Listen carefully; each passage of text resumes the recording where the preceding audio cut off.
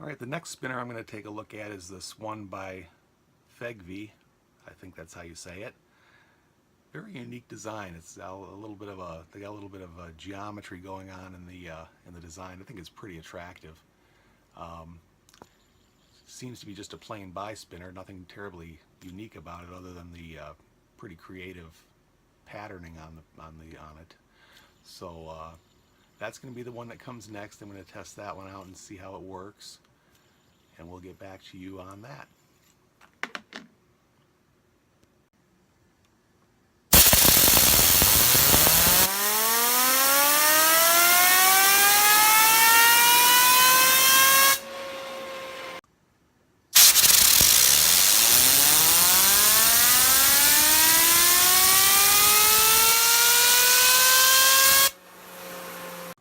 Okay, I just got done testing this FEGVE spinner, and it was quite a surprise actually.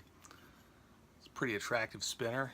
It's got these little metal inserts in here, and then what it's got for a pattern is it's got the highest raised level is a triangle with rounded corners, then a square with rounded corners, then a pentagon with rounded corners, and then a hexagon with rounded corners. So it's a pretty interesting design. It was well thought out.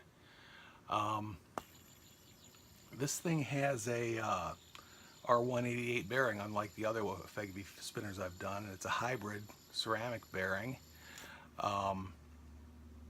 It got very long spin times. It weighs a little bit more than you might think. It's 90 grams, which is fairly heavy, not terribly heavy though, and it got really long spin times. When it was held vertically like this, it was getting 13, 14, 15 minute spin times.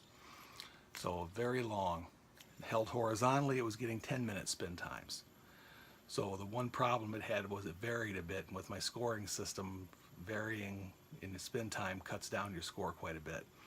So with an average spin duration of 11 minutes and 27 seconds, which I thought was amazing for something that weighs about 90 grams, it got a overall score of 7.8, which is very good, close to superior.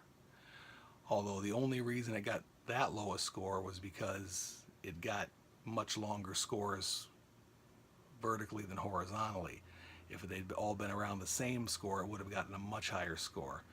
And that probably doesn't matter very much. So I think that we should probably consider that to have gotten a much higher score than a 7.8. On the appearance, I gave it a 9 because I think it's a really clever design and it looks pretty nice. On the feel, I gave it an 8.5. It feels really good. It catches your finger just right, forward and backward every time. You can feel these little raised plateaus on here. They feel really interesting. It's a different feel than most other fidget spinners. Very interesting. On perceived quality, I gave it a 10. It looks like it's very well made. It doesn't have any problem wobbling side to side. It doesn't slow down more than it should. No thumping or rattling or anything.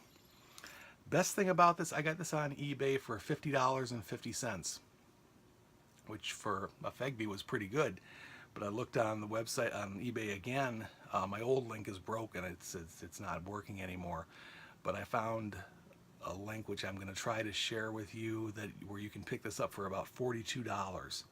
And for $42, this is a good one. Whoever sees this first and runs out and grabs that, looks at that link I'm going to put in here and grabs up that one or two that's available for $42, you'd be getting a bargain.